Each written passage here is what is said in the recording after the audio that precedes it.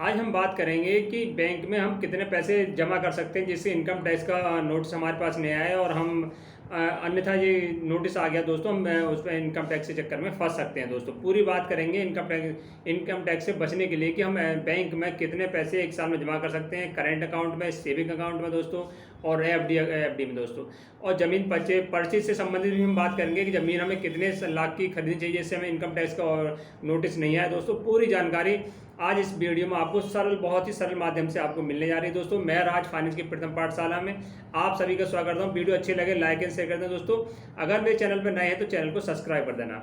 तो हम बात कर लेते हैं दोस्तों पहले सेविंग अकाउंट के बारे में। दोस्तों सेविंग अकाउंट में आप ध्यान रखना कि एक बार में 2 लाख से अधिक रुपए जमा आप नहीं करें। दोस्तों ध्यान रखना कि एक साल में एक बार में आप 2 लाख से अधिक रुपए जमा नहीं करें। आप 2 लाख रुपए जमा करना है, 2 से 5 लाख ही जमा करने हैं आपको। तो आपको कम से कम 2 लाख या 1 लाख करने हैं। 5 लाख कर दिए तो इनकम टैक्स की तरफ से आपको नोटिस आ जाएगा। वो नोटिस में ये पूछा जाएगा आपको 5 लाख रुपए या ये 3 लाख रुपए आपके पास कहाँ से आए। दोस्तों वो उसको आप लोग तत्पर तैयार रहना चाहिए कि आपको हमें पूरा प्रूफ देना पड़ेगा इनकम टैक्स के लिए कि आपने 2 लाख से अधिक पैसे आपके पास कहाँ से आए, उसका नोटिस आपके पास आएगा। दोस्तों आपको उसको लिखित में इनकम टैक्स डिपार्टमेंट को देना पड़ेगा। अगर आप नहीं दे पाते हैं दोस्तों तो उस पर आपको टैक्स देना पड़ेगा 20% 10% जो इनकम टैक्स के स्लैब में आते हैं।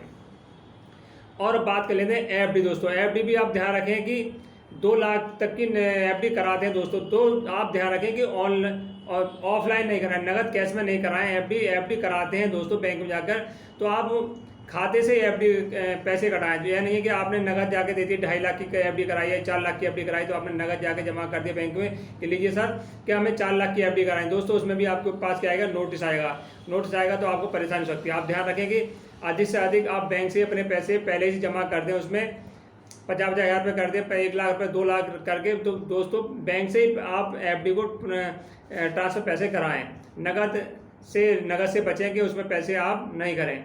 अब बात कर लेते हैं करंट अकाउंट। दोस्तों जो चालू खाता होता है दोस्तों ध्यान रखें आप उसमें एक साल में 50 लाख से अधिक का लेन देन नहीं करें। दोस्तों ध्यान रखें एक साल में 50 लाख से अधिक लेन देन नहीं करें। आप 50 लाख से अधिक लेन देन करते हैं दोस्तों तो इनकम टैक्स का नोटिस आएगा, तो आपसे पूछेगा कि आपने आईटीआर भरा है और ये पैसा कहाँ से आया। दोस्तों और हम बात कर लेते हैं कि रियल इस्टेट से संबंधित। दोस्तों ये बहुत ही ज़रूरी है कि आप अगर कोई प्रॉपर्टी बेचते हैं, खरीदते हैं, अगर आपने 30 लाख से अधिक की प्रॉपर्टी को बैनामा करा रहे हैं। दोस्तों 30 लाख से अधिक की प्रॉपर्टी को बैनामा करा रहे हैं तो वो प्रॉपर्टी जो बैनामा कराते हैं, जो कचहरी वाले दोस्तों होते हैं जो बैनामा कराते हैं दोस्तों, वो सेल टैक्स के जो इनकम टैक्स ऑफिस है उसको लिए आपका जो बैनामा के कागज है आगे फॉरवर्ड कर देते हैं। दोस्तों वहाँ से 30 लाख से ऊपर, अगर 30 लाख से कम है तो दोस्तों वो बैनामा आगे फॉरवर्ड नहीं होगा दोस्तों, और 30 लाख से ऊपर है तो आपके पास नोटिस आ जाएगा, तो उससे पूछेगा पैसा आपके पास कहाँ से आया। दोस्तों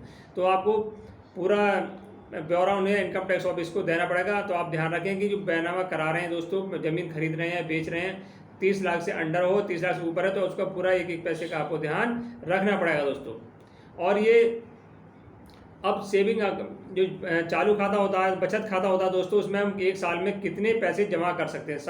सबके मन में दुविधा रहती है कि हम जो हमारा बचत खाता है हम एक साल में कितने पैसे इसमें डाल सकते हैं। दोस्तों तो उसमें दोस्तों 10 लाख रुपए एक लिमिट है। दोस्तों 10 लाख रुपए इसमें आप जमा कर सकते हैं, निकाल भी सकते हैं एक साल में। 10 लाख से अधिक जमा करते हैं दोस्तों तो उसकी तरफ आपको नोटिस आएगा इनकम टैक्स की तरफ से, और उसके जो आपको टैक्स वगैरह होगा, आप सोचें 10 से ऊपर 11 लाख भी करते हैं तो आपको उसके जवाब देना पड़ेगा कि इतना पैसा कहाँ से आया। दोस्तों और एक बात और ध्यान रखना, क्रेडिट कार्ड दोस्तों इस समय बहुत चलन में है। क्रेडिट कार्ड में ध्यान रखना दोस्तों, क्रेडिट कार्ड में 1 लाख से अधिक रुपए जमा ना करें।